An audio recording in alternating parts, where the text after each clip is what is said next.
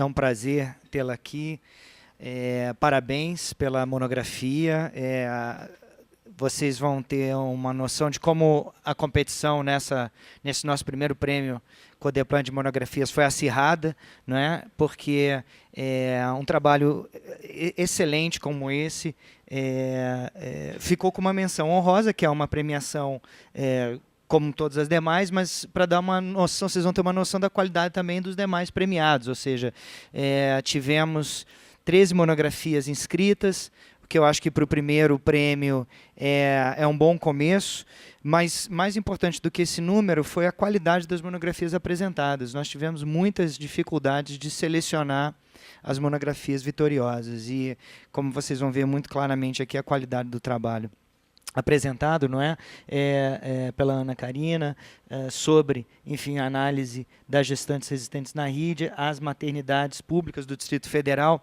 É uma temática importante para a Codeplan, porque toca, né, nas dinâmicas de funcionamento da área metropolitana, no caso, mais especificamente, mais amplo ainda do que isso, né, da RID como um todo, em relação ao Distrito Federal, e trouxe muitos dados novos, muitas informações extremamente interessantes, e eu acho que num trabalho muito bem construído.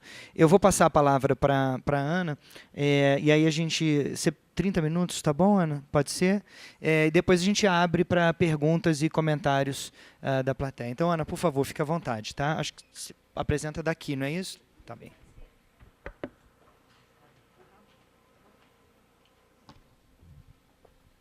Bom, eu agradeço muito a presença de todos que estão aqui hoje para me ouvir falar sobre o meu trabalho. Na verdade, a participação nesse prêmio foi uma surpresa muito grande para mim. Quando eu recebi a menção honrosa, me senti extremamente orgulhosa. É a minha tese de mestrado. Na época do prêmio, eu ainda não tinha terminado. Depois, de lá para cá, eu ainda acrescentei outras informações também muito relevantes que eu já inseri na apresentação, mas que foi assim, a participar já para mim já teria sido uma honra. Ganhar uma menção honrosa, então, foi sensacional. Obrigada. Eu vou iniciar, então.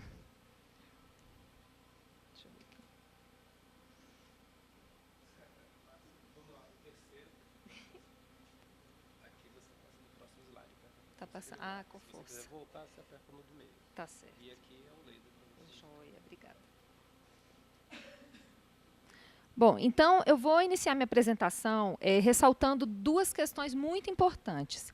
A primeira é sobre o quanto a redução da mortalidade materna e infantil ela tem sido um desafio nacional, não só na região da RID, mas no Brasil inteiro e até no mundo, quando é inserido como um dos objetivos de desenvolvimento do milênio, reduzir a mortalidade materna e infantil, porque isso reflete as condições econômicas, culturais e tecnológicas de um país.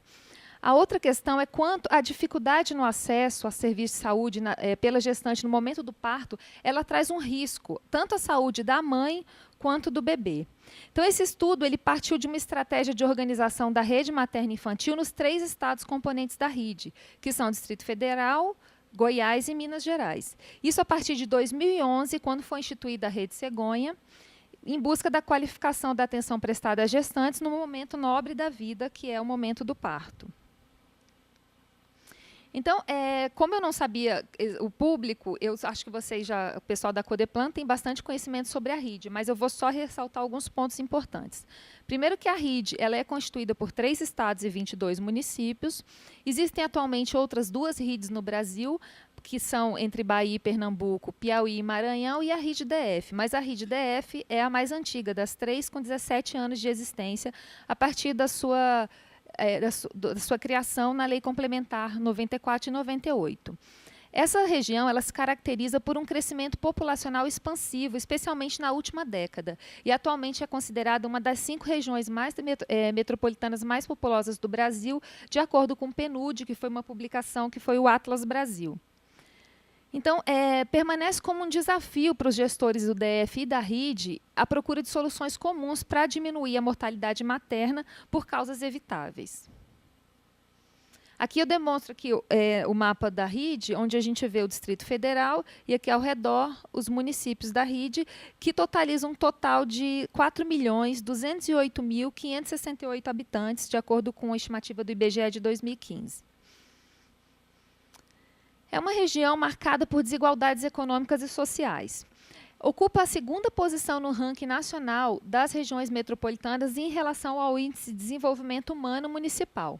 Mas na região se convive com índices altos, como o Distrito Federal, que tem o maior índice do Brasil de IDHM, e outros que são considerados baixos, como Cocalzinho e outros municípios menores aqui da RID.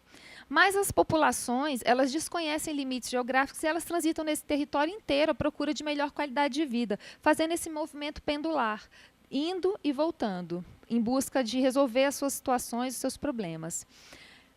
Na região da RID, de acordo com a autora, num estudo de 2010, há uma insuficiência de leitos e profissionais nos municípios e uma iniquidade na oferta, que vai repercutir na organização desses serviços e dificultar o acesso, o que leva a essa migração.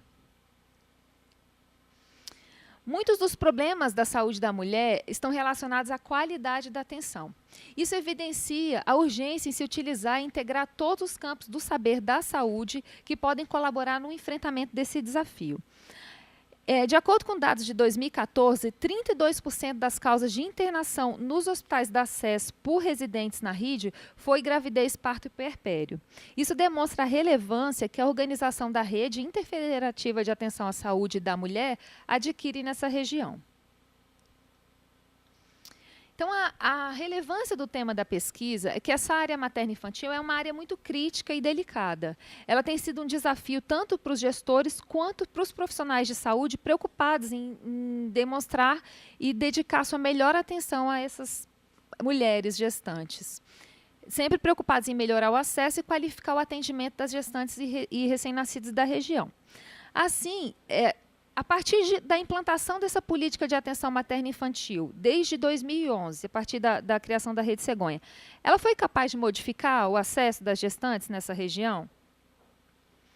Então, o objetivo geral do trabalho foi analisar se, no contexto das relações interfederativas, a implantação da Política Nacional de Atenção Materno-Infantil modificou o acesso das gestantes residentes na RID às maternidades.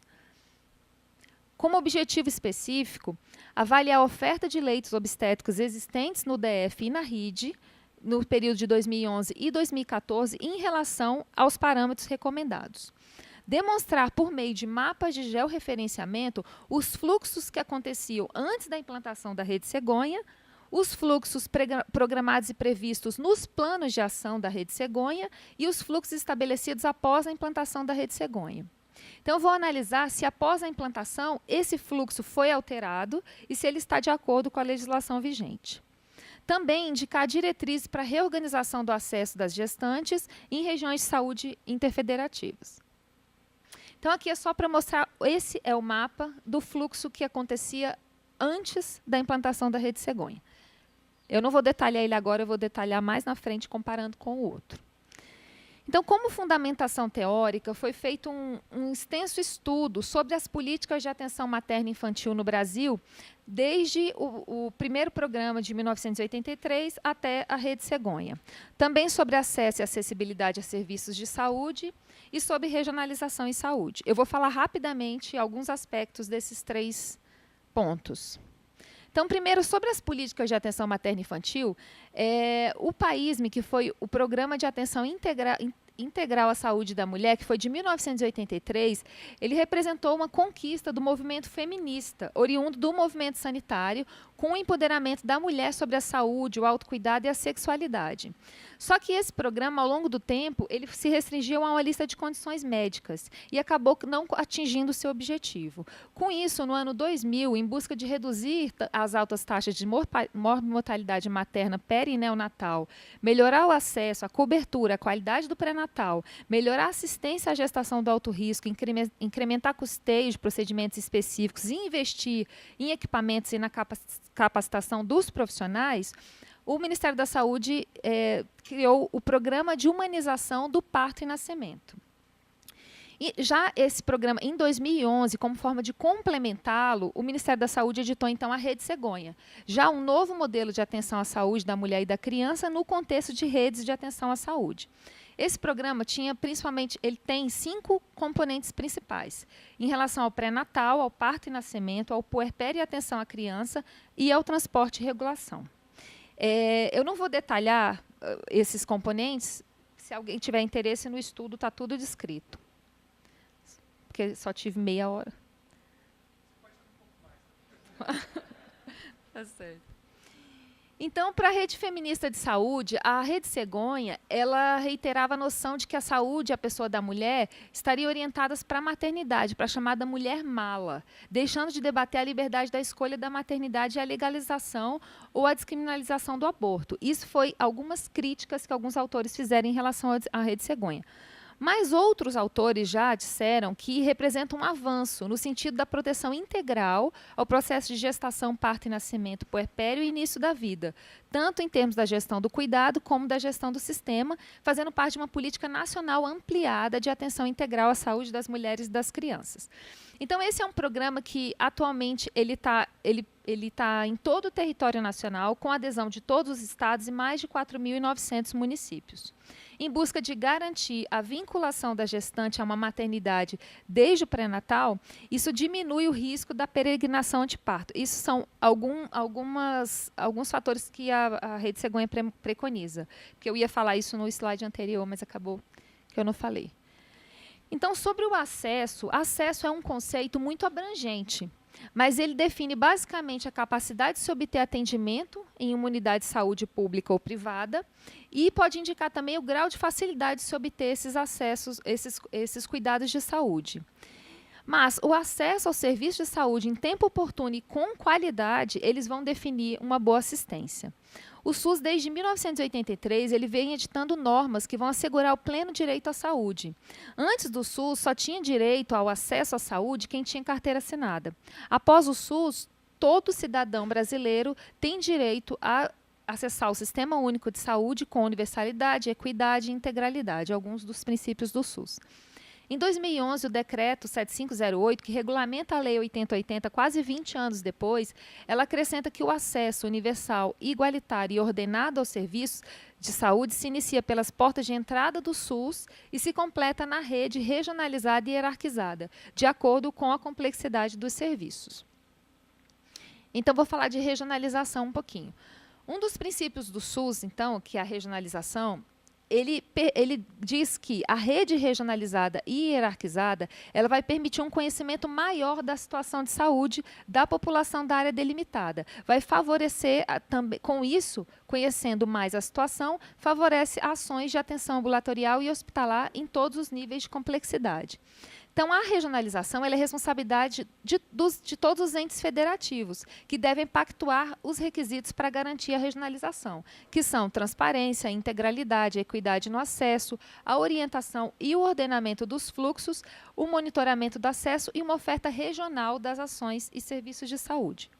Então, o Pacto pela Saúde, em 2006, ele vai eleger a regionalização como um pilar fundamental, dizendo que, então, que para se alcançar essa diretriz, deveriam existir regiões de saúde, que são espaços territoriais complexos e organizados a partir de identidades culturais, econômicas e sociais. Então, ele não fala de território geográfico, ele fala de identidades culturais, econômicas e sociais.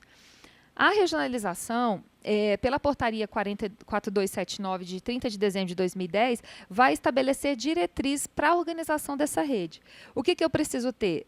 Os elementos constitutivos são população e região de saúde definidas, a estrutura operacional, que diz respeito aos serviços disponíveis naquela região, e o sistema lógico de funcionamento, que vai ser determinado pelo modelo de saúde. Então, o decreto ele traz também o COAP como um instrumento para organizar esse território de forma regionalizada.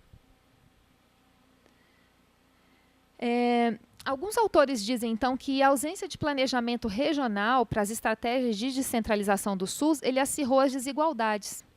fragilizou o papel das esferas e resultou em milhares de sistemas locais isolados, sem capacidade de gestão para viabilizar a integralidade e sem mecanismos para a conformação dessas redes intermunicipais.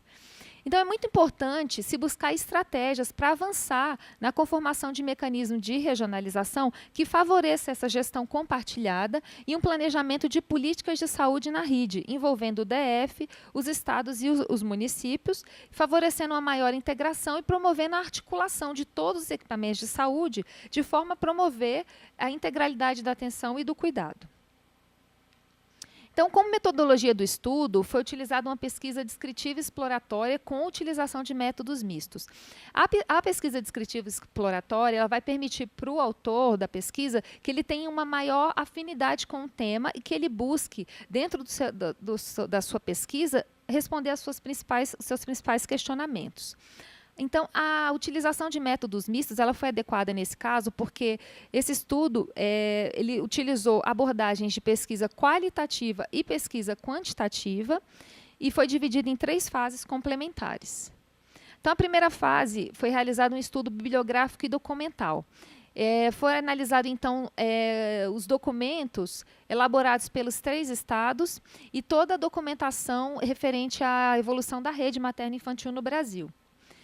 Na segunda fase da coleta de dados, foi coletado dados sobre a oferta de leitos obstétricos na região, em relação aos parâmetros recomendados nas legislações vigentes, e também a análise dos dados de internações do parto nas maternidades do DF e nos municípios da RID. Isso para preparar a base para o georreferenciamento. E na terceira fase foi avaliada a dinâmica do fluxo dessas gestantes residentes na RID para as maternidades públicas, demonstradas por meio de mapas de georreferenciamento. A pesquisa seguiu todas as recomendações da resolução 466, que fala sobre pesquisas envolvendo seres humanos, e é parte integrante de um projeto aprovado pelo Comitê de Ética em Pesquisa com Seres Humanos da FEPEX. Aqui é o parecer. Então, agora eu vou começar a partir de agora a falar sobre os resultados. Então, observou-se então que não há uma regionalização em saúde formalmente constituída na RID.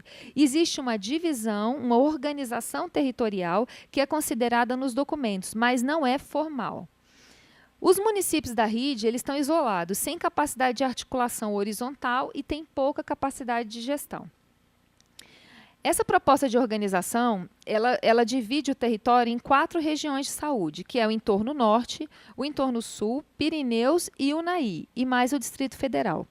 O entorno sul ele é o mais populoso, ele detém 70,24% da população do Goiás, né, de Goiás. E o entorno norte tem 18,53% e Pirineus 11,24%. Então, as ações na área materno-infantil ainda são esparsas e são atendidas às necessidades da população pontualmente. Então, como primeira fase dos resultados, os estados aderiram, os 3 estados eles fizeram adesão à Rede Cegon em 2011. Para isso, foram conformados grupos condutores, que eram os responsáveis pela elaboração dos planos de ação. Os planos de ação eles orientavam as fases de execução de implementação da Rede Cegon no território e era também um pré-requisito para o repasse dos recursos, monitoramento e avaliação da implementação da rede de atenção. Então, na RID, cada estado elaborou seu plano de ação estadual sem mencionar discussão ou pactuações com outros grupos condutores estaduais. Eu só vou comentar aqui que na questão da rede materna infantil, houve um incentivo do Ministério da Saúde por meio do QualiSUS, que foi um projeto financiado com recursos do Banco Mundial, que proporcionou que esses grupos fizessem algumas discussões. E isso fez com que a gente conseguisse haver uma aproximação entre esses grupos condutores e fazer essa organização, que foi a organização desse fluxo, que foi feita pelo DF, buscando que as gestantes residentes na RID tivessem uma orientação de para onde seguir no momento do parto. Apesar de não mencionar essa discussão e essas pactuações, isso aconteceu. Então, o Distrito Federal, a partir dessas conversas, fez uma portaria, que é a portaria número 47, de 13 de março de 2014, que traz um direcionamento sobre o residente em cada município deverá seguir para tal maternidade determinada no momento do parto, buscando assim fazer uma vinculação dessa gestante. Então, aqui eu demonstro o plano de ação da Rede Cegonha de Minas Gerais, onde eles colocam que as residentes no território de Minas, elas deveriam buscar o risco habitual que elas seguissem para a UNAI, e o alto risco que fossem buscar acesso em Patos de Minas, que fica localizada a 303 quilômetros de UNAI, e sendo que Brasília está a pouco mais de 180 quilômetros. Opa, voltou. O plano de ação da Rede Cegonha de Goiás, aqui a gente demonstra... Opa, estou me confundindo aqui. Aqui a gente vê o entorno norte, aqui a região de São Patrício, porque o plano de ação da Rede Cegonha de Goiás utilizou o PDR do próprio Estado. Ele não utilizou essa organização territorial proposta para a RID. Então, existem municípios que fazem parte de outra região de saúde em Goiás, de região de saúde da RID. E eles colocam, então, como referência para os municípios da RID que o risco habitual seja feito entre os próprios municípios de Goiás e o alto risco para o Distrito Federal, mas sem mencionar a unidade de saúde para onde eles deveriam seguir. Já o plano de ação da RID para o Distrito Federal, ele coloca para qual hospital cada município deve encaminhar em caso de necessidade. Foi dividido por semana gestacional, o plano de ação aqui do DF. Então, a análise sobre o acesso é que 400 partos foram realizados a mais no DF em 2014, quando comparado a 2011. No entanto, esses 400 partos, eles representam 42% a mais quando a gente separa só a população da RID. Quando houve aumento do número de partos aqui no Distrito Federal, houve uma consequente diminuição nos estados de Goiás e Minas Gerais. A região do entorno sul, ela é a mais populosa e também responsável por 60% dos encaminhamentos às maternidades do DF. A região de Pirineu já tem seu fluxo voltado para Anápolis. Aqui é uma tabela onde eu demonstro o que eu acabei de falar, ó, que o entorno de Unai, ele não é tão dependente do Distrito Federal, mas que, comparando 2011 a 2014, houve uma diminuição do encaminhamento para Minas e um aumento para o Distrito Federal. Isso aconteceu também no entorno norte, que em 2011 encaminhava para o Distrito Federal 24% e em 2014 passou a encaminhar 34% do seu fluxo. O entorno sul encaminhava 92%, passou a encaminhar 93%, e Pirineus, que encaminhava 24%, passou a encaminhar 33% para o Distrito Federal. Então, isso representou aqui então, um aumento de 61% para 70%.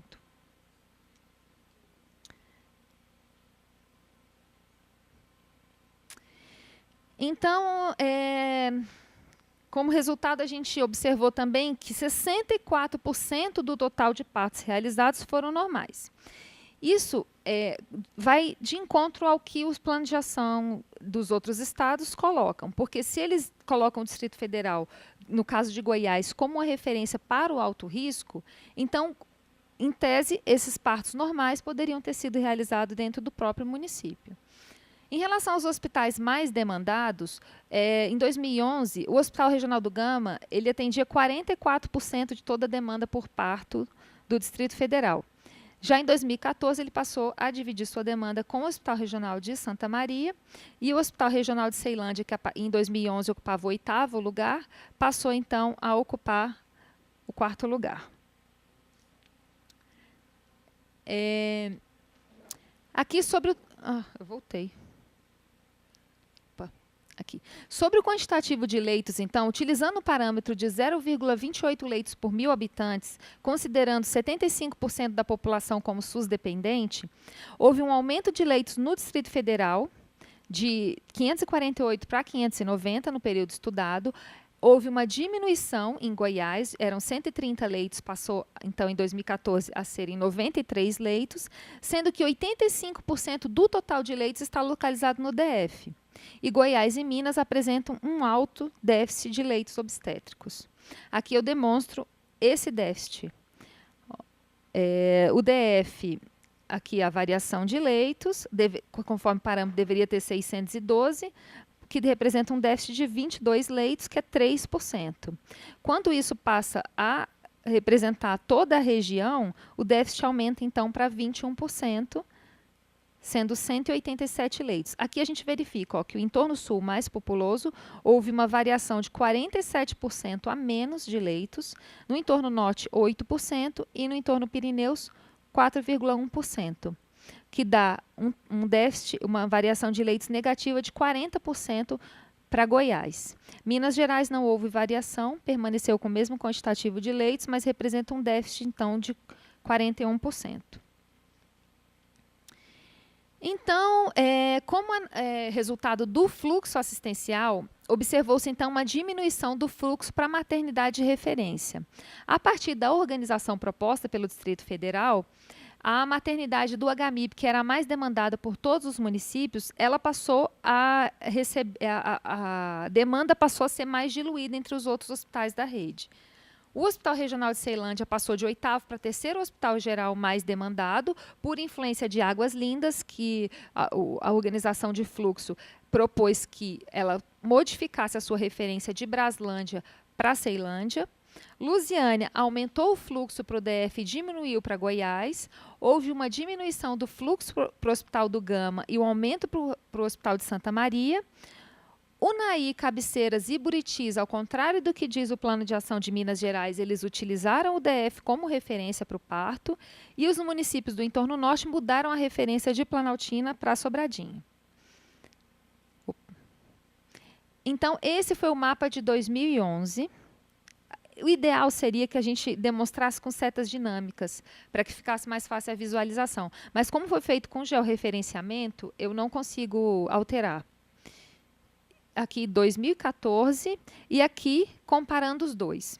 Vamos fazer um esforço extra para a gente visualizar, que eu vou demonstrar para vocês o que eu falei no slide anterior.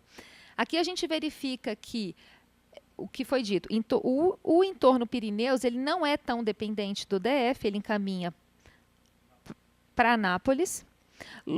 Aqui, Águas Lindas, enquanto em 2011... eu esqueci de falar uma coisa importante.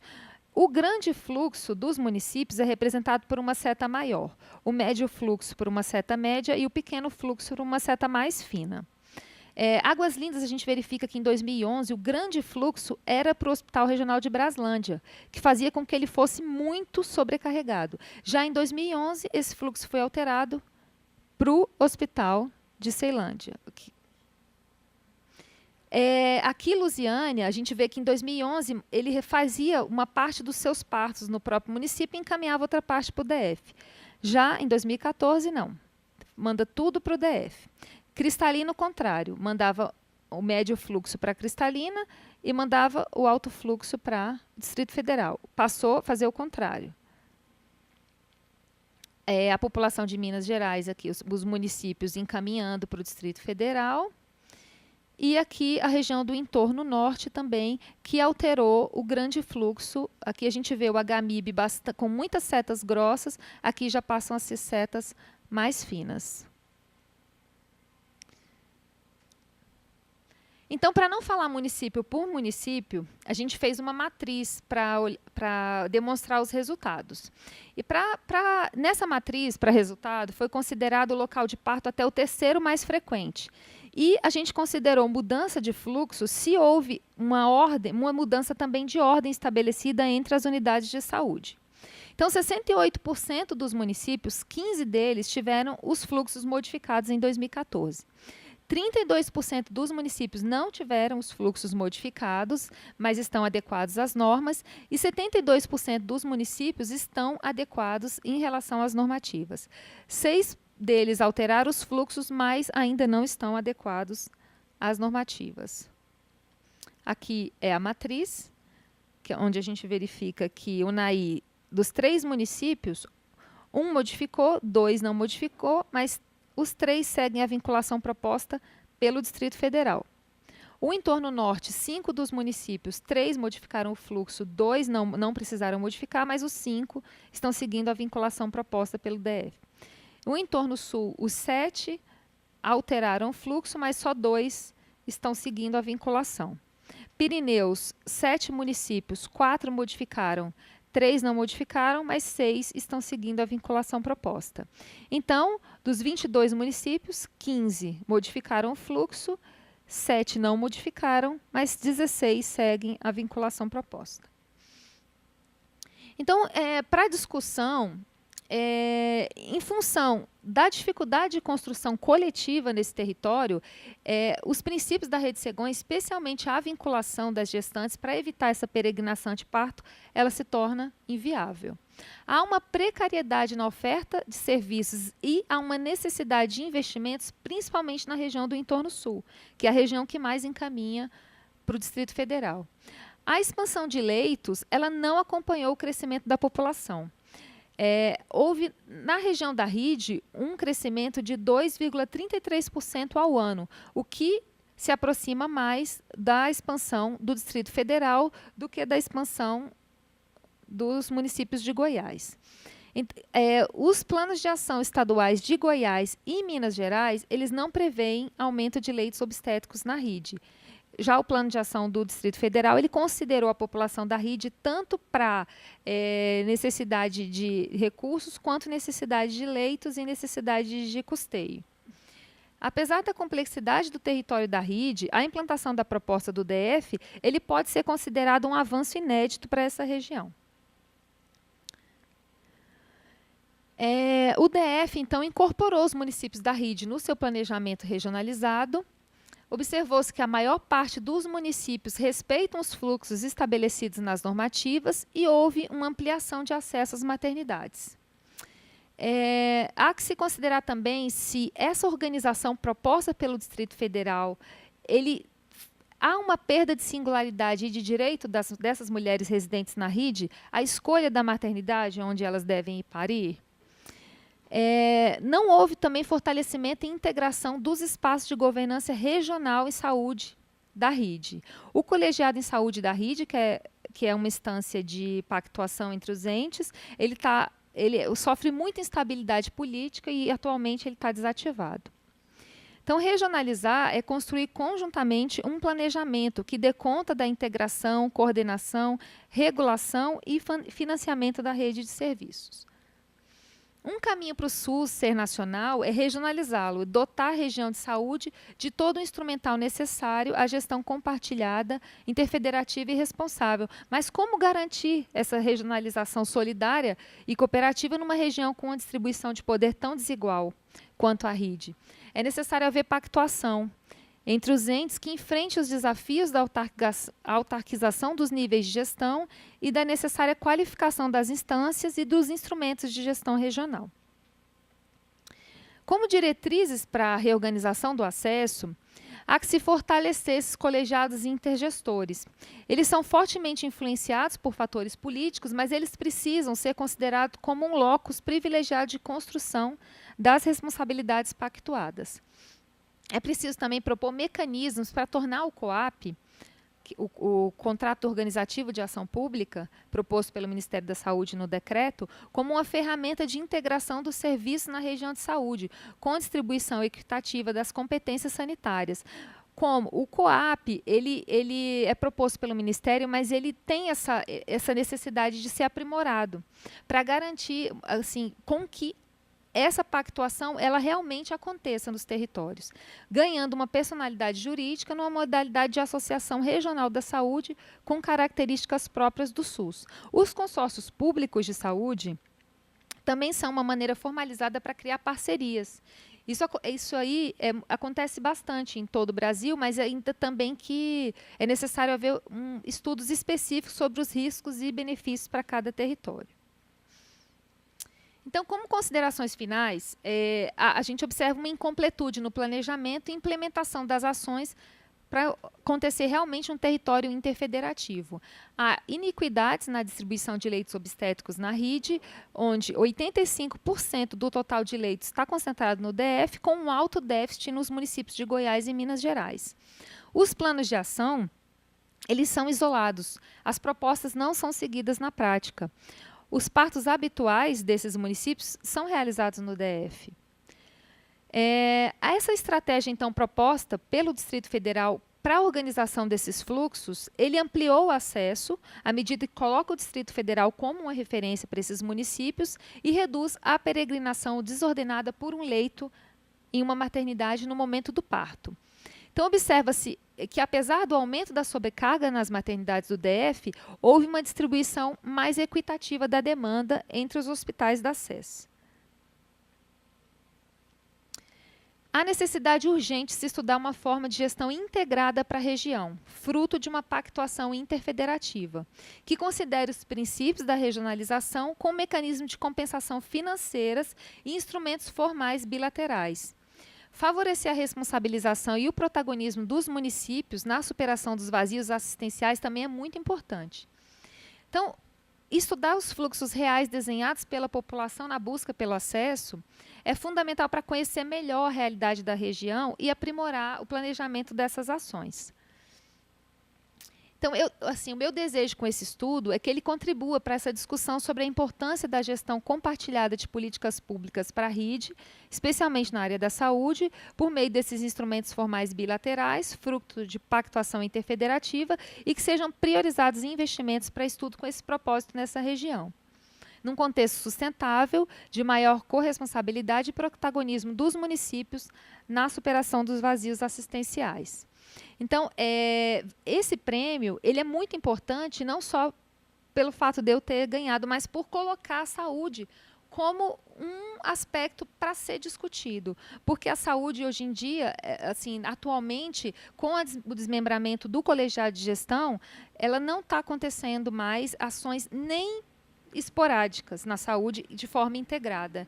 Isso é muito importante porque essa população ela vai transitar nesse território, independente de ser Goiás, DF, Minas Gerais, é o território que ela habita, é o território que ela trabalha e ela vai continuar transitando em busca de resolver os seus próprios problemas.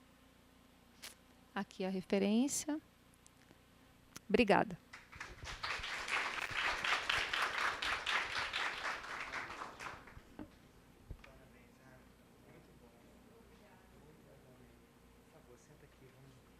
Abrir para participação.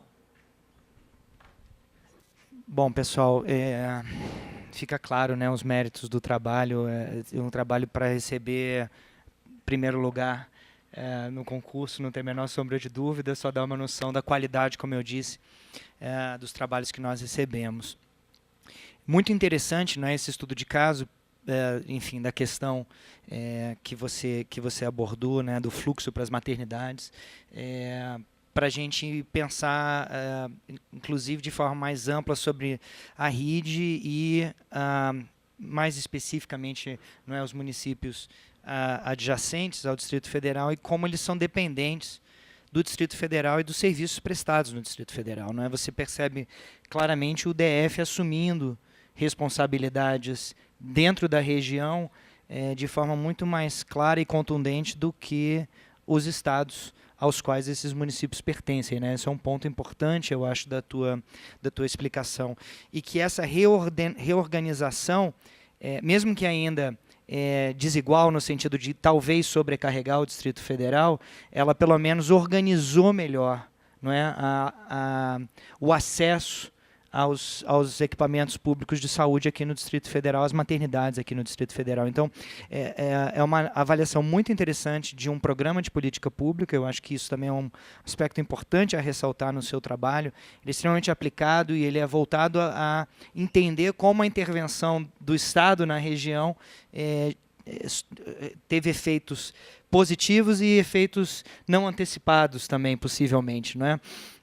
Isso pode ter a ver, talvez, com um investimento menor dos estados, né, que compõem a RID, onerando, talvez, o Distrito Federal no sentido de responder a essas demandas, já que não existe outra alternativa. Então, cria-se aí uma situação que a gente pode-se começar a questionar a sustentabilidade desse processo no longo prazo, né? Ou seja, até que ponto o Distrito Federal consegue, não é, manter essa relação de leitos que até agora ela é ruim, não é? Ela é ruim, ela não é tão ruim quanto nos demais municípios e estados, mas ela, na verdade, ela está próxima, né, do ideal, pelo número que se apresentou, se eu não me engano, mas eu imagino como isso ficará daqui a 5, 6 do DF.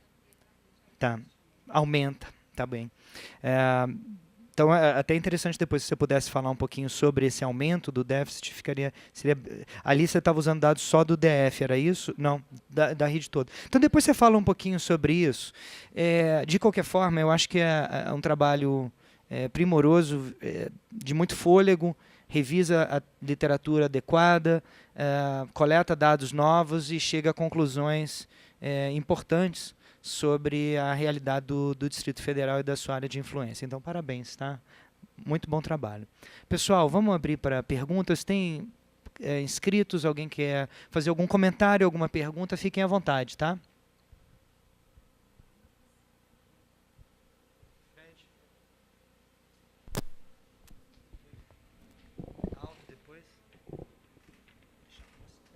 Primeiro, parabenizar a Karina pelo trabalho, a gente achou bastante interessante e intrigante também as questões que você coloca, especialmente no que concerne a relação interfederativa. Assim. E aí é um comentário, mas também uma pergunta, não sei se você vai conseguir responder essa pergunta, porque é uma pergunta que eu considero ser a pergunta que norteia, teoricamente, a nossa gerência, que é a Gerência de Estudos Regional e Metropolitano. Eu vou fazer a pergunta no fim. Mas o primeiro comentário é sobre a desigualdade. Assim, a gente tende a ver a desigualdade aqui no Distrito Federal como uma desigualdade de renda, uma coisa entre ricos e pobres, mas você chama atenção para uma coisa essencial nessa relação interfederativa, que é a desigualdade entre os entes federativos. Não só a desigualdade dos recursos financeiros, mas a desigualdade nos recursos técnicos. Por exemplo, na sua avaliação, não existe política, ou as políticas são enfraquecidas. A gente avaliou, por exemplo, que no Distrito Federal existem essas políticas, só que existe uma dificuldade de articulação. Ou seja, combinar os nossos dois diagnósticos implica que aqui no centrinho tem gente muito qualificada pensando muito a política, mas na área metropolitana ou até na rede, talvez a gente não consiga articular os políticos e técnico-políticos dessa forma. Então, é legal chamar a atenção para essa desigualdade, que é uma desigualdade que frequentemente passa ao largo. A gente passa ao largo dessa desigualdade, a gente não tem tanta atenção em relação a isso. E aí, diante dessa desigualdade, diante de outra desigualdade que é a mais comum de se analisar, que é a desigualdade de recursos mesmo que existem, eu queria saber quais os caminhos que você enxerga, e é essa pergunta que norteia a nossa gerência, quais os caminhos que você enxerga para promover essa articulação interfederativa, gerando incentivos para a cooperação. O que a gente identificou também, você estava aqui na nossa... Você apresentou, inclusive, na rede de ações, não foi? Ah, não, você não apresentou, mas você foi convidada para o nosso seminário de ações na área metropolitana de Brasília, eu acho. Não estava? Estava. Sim, fui. A professora apresentou. Isso, a professora apresentou, exatamente. E o que a gente identificou lá, o que a gente tem identificado, é que em algumas áreas específicas existem incentivos para a cooperação. Corsap é um exemplo claro disso. Cooperar gerou menos custos. Mas em outras áreas, cooperar gera no curto prazo talvez mais custos para esses entes. Então, diante dessa assimetria, como que você identifica que seriam os caminhos para promover a cooperação interfederativa na área da saúde, sem se basear exclusivamente numa vontade política dos entes que eu considero um pouco... Eu acho que, claro, a gente pode militar, a gente pode tentar, mas esperar que eles cooperem só porque o certo seria cooperar, talvez seja um pouco esperançoso demais. Então, eu queria saber se você tem expectativas disso e qual seria a sua ideia sobre como promover essas pontes para a cooperação.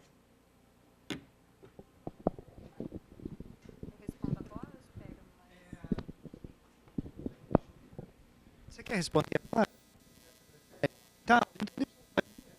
Você faz logo em seguida? Acho que fica mais fácil. Então, sobre a sua pergunta, eu vou falar sobre a área da saúde, que é a área que eu atuo e que eu estudei. Então, eu verifico, assim, com o meu estudo, que a desigualdade realmente é muito grande. A gente vê pelo índice de desenvolvimento humano, que é muito diferente, mas também pela dificuldade, não só financeira, como a dificuldade de acesso a tudo, inclusive ao serviço de saúde, onde na região 85% do total de leitos está localizado no DF. Então, se a gente não se coloca como uma referência, eles não vão para Goiás, para Goiânia, para Anápolis, que é mais longe, eles virão para cá de qualquer forma.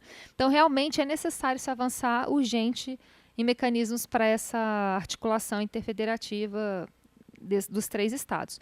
Na área da saúde, a gente observa que o Ministério tentou, através do COAP, pelo decreto, desenvolver mecanismos para essa cooperação.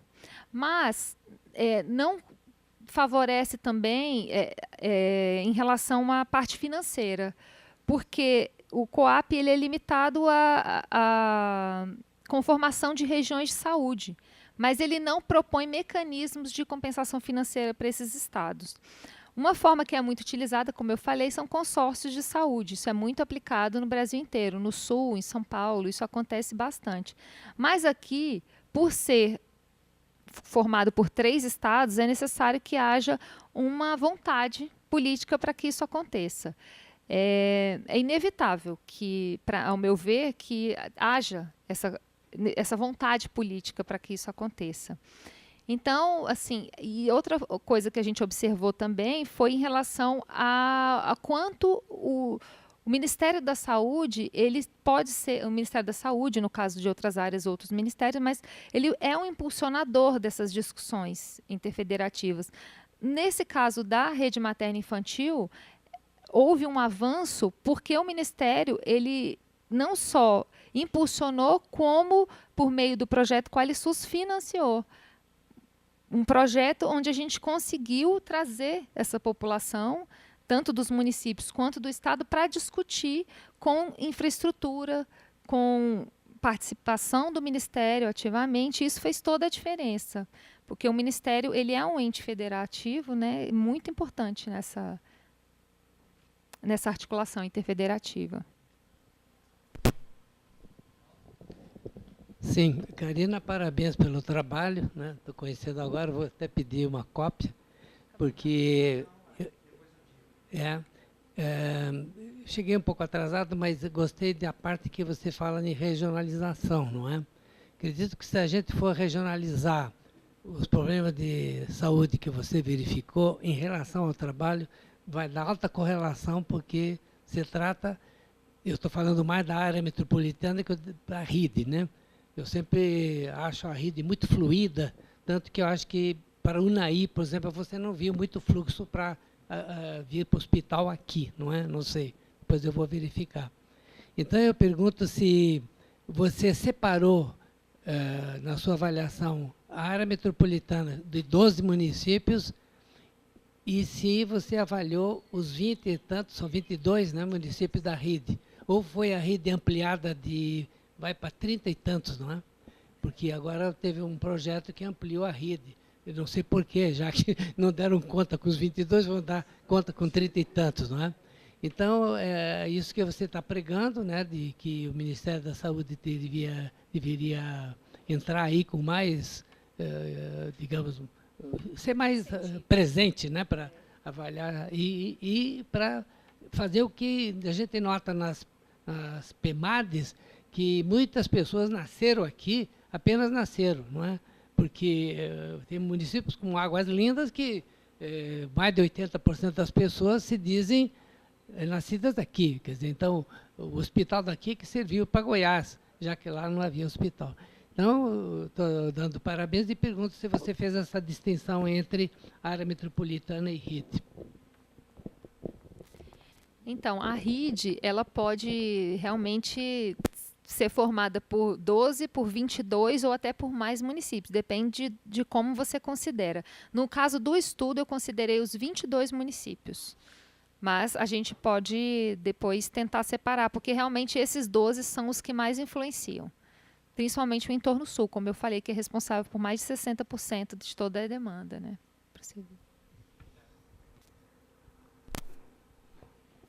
Ana Karina, primeiramente, parabéns pelo trabalho.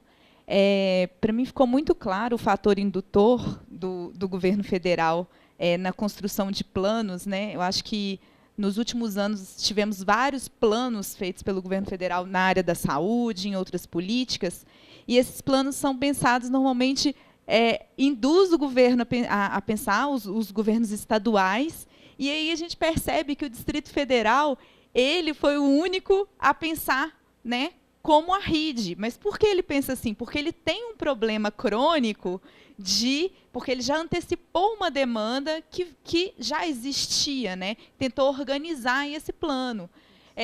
Mas os outros estados, a gente sabe que quando aparece plano, aí coloca todo mundo do estado maluco para projetar e não dá tempo suficiente também para ter essas discussões na especificidade do Distrito Federal, né? Eu acho que tem um pessoal daqui do Ministério da Saúde, né? Fica uma sugestão e uma discussão para que como trazer essas discussões para quando pensar um novo plano de governo para a área de saúde, educação, o que for, construir nas áreas Distrito Federal, Goiás e Minas de uma forma mais compartilhada, né? Principalmente na área da saúde.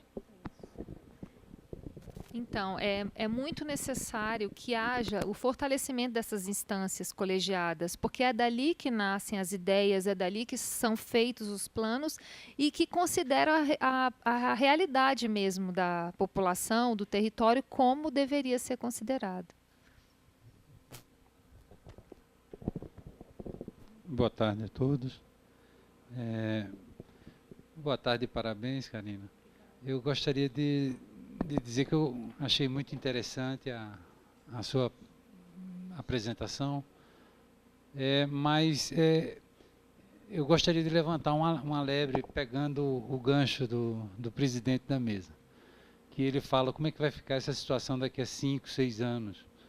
Né, se agora a gente já viu nas suas considerações finais que existe um déficit, tanto no Distrito Federal como na região da RID.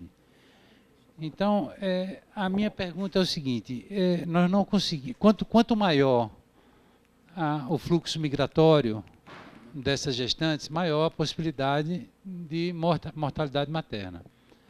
Eu não sei se você chegou a levantar algum dado sobre isso, então eu gostaria de saber se existe alguma correlação entre causa e efeito entre esse fluxo muito aumentado, muito grande, né, de mulheres, a população é muito grande, então se você vê que fazer uma previsão de número de nascimentos, com certeza deve haver algum impacto no indicador de mortalidade materna do Distrito Federal, que não conseguiu atingir a meta do milênio. A gente conseguiu atingir a meta de mortalidade neonatal e infantil, mas não conseguiu atingir a meta de mortalidade.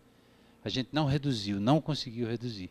Eu queria saber se dentro sua revisão, dentro desse seu estudo, você levantou algum dado, ou qual é a sua opinião particular em relação a isso. Então, o que acontece é que a gente convive com um sistema de informação limitado. O sistema de informação atual, ele não me dá se é gestante, se é mãe. Então, eu sei mortalidade de mulheres, mas não mortalidade materna. Isso teria que ser calculado. E para eu fazer isso no estudo, aí eu teria que fazer outro mestrado. Porque é muito grande.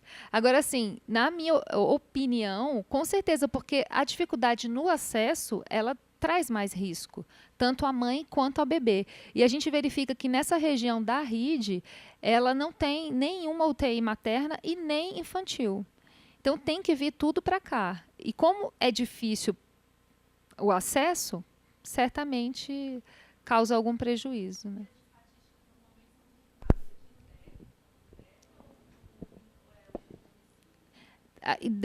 Assim, se a gente, pelo sistema de informação, o endereço geralmente não é o verdadeiro.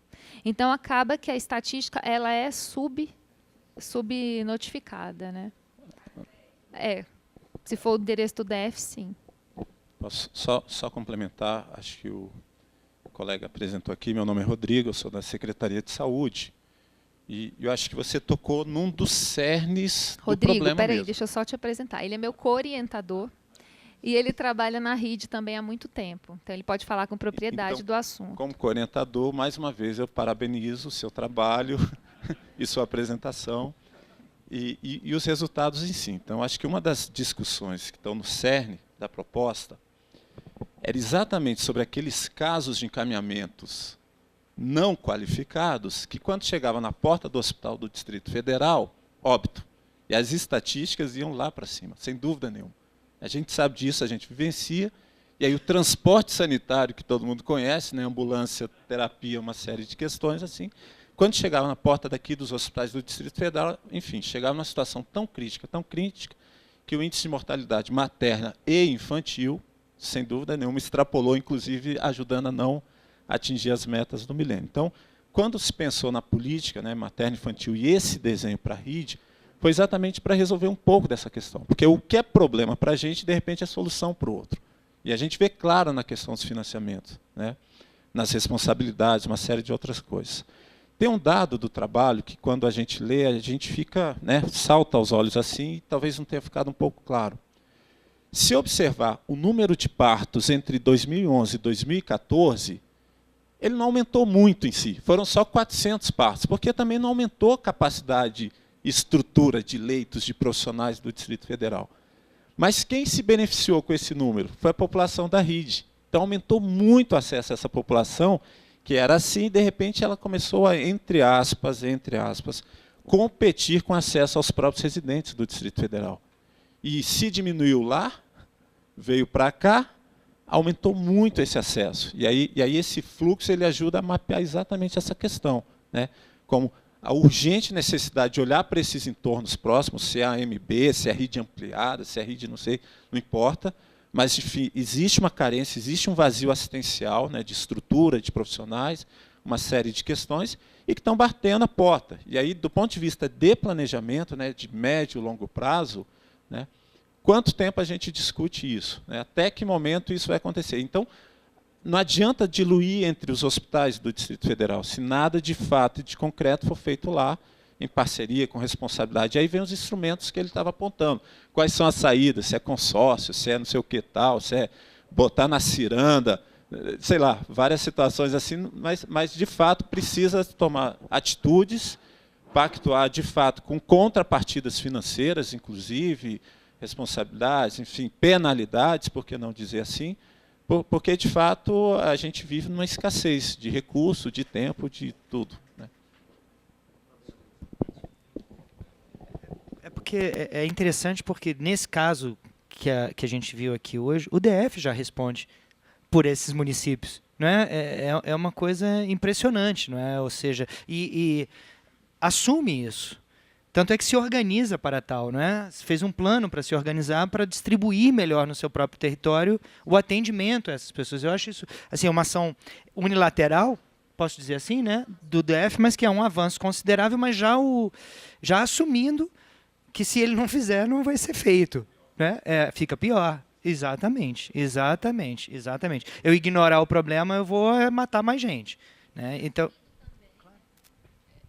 Assumindo também um pouco da gestão dos municípios, porque o município ele vai encaminhar, mas se ele souber como encaminhar, melhor para ele, melhor para a gente.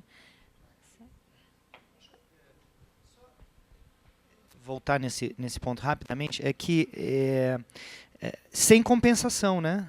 No caso do DF. Concordo? Relativo? não é suficiente, tá?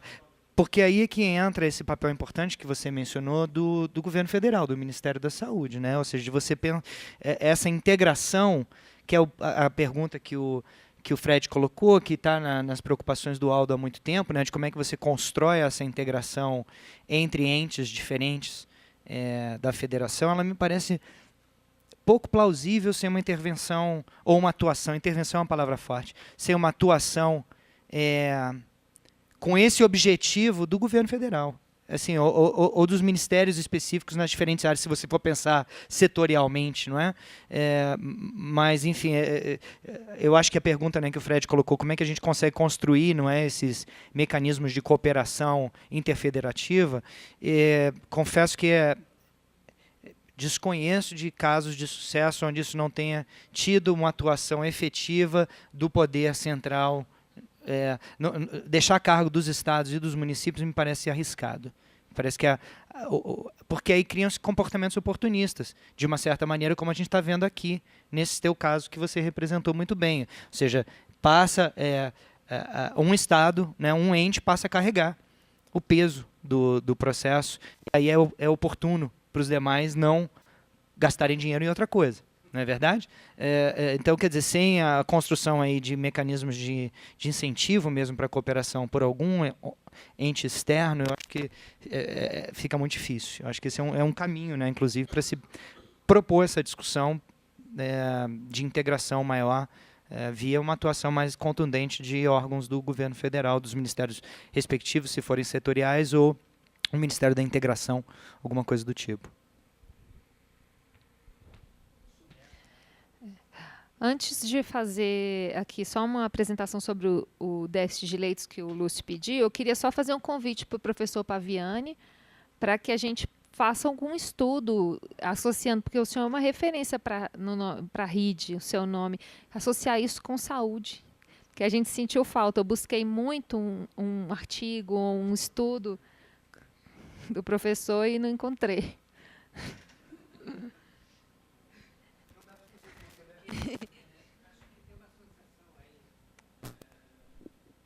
Digamos, o problema da saúde, o problema das escolas, né, e do trabalho. Eu acho que está tudo muito associado porque a periferia metropolitana, como eu chamo esse anel externo DF, ele é fruto de uma extravasão de população que você deve ter lido aí nesses artigos que eu escrevo.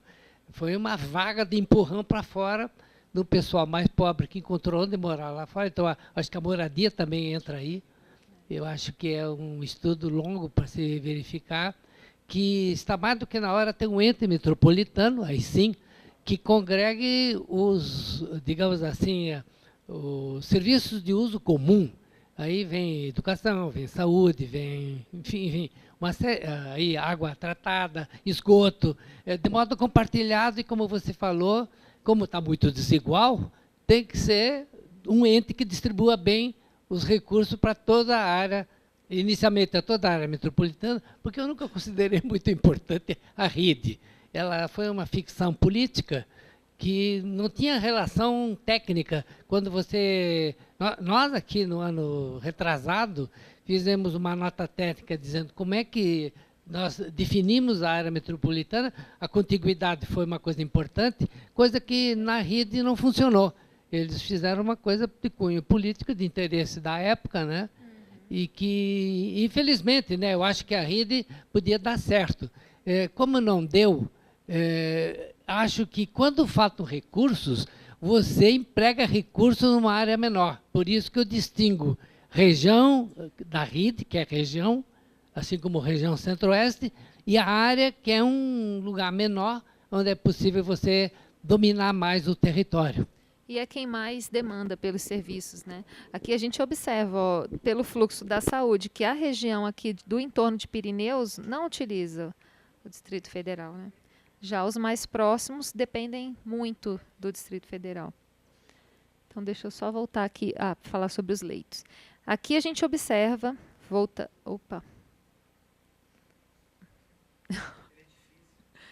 tudo igual, né? Os botõezinhos.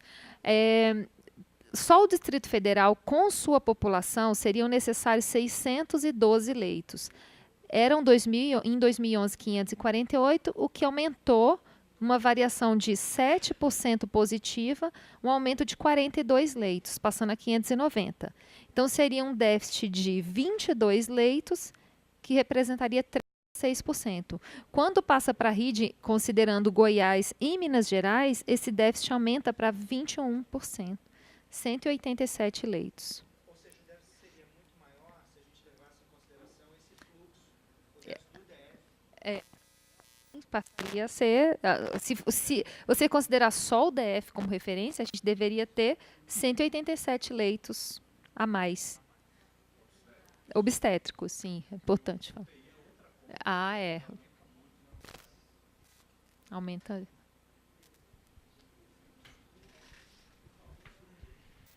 Pessoal, mais alguma pergunta, alguma colocação? Bom, eu agradeço enormemente a sua apresentação.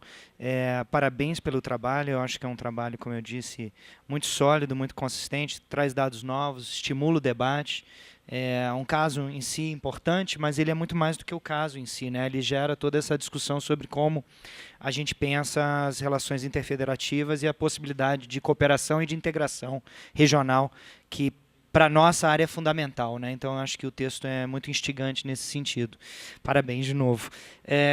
Aproveito, pessoal, para informar que nós vamos continuar nosso esforço de apresentação das monografias que participaram do primeiro prêmio Codeplan de monografias, a previsão é de uma por mês, né? Então a gente vai passar aqui o resto do ano apresentando essas monografias. Já fica o convite para que vocês regressem, né? Voltem para a UNB para assistir isso.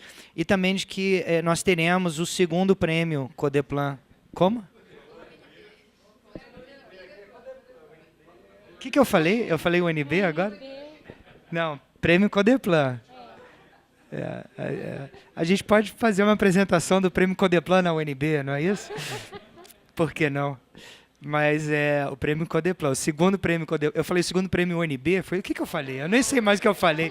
Tá bom, gente. Vai ser dia 12 do Henrique. Já está previsto? Já. Tá, dia 12 de às que mês? 14h30, de maio. De maio. Dia 12 de maio na UNB. Não, estou brincando. Dia 12 de maio aqui na Codeplan.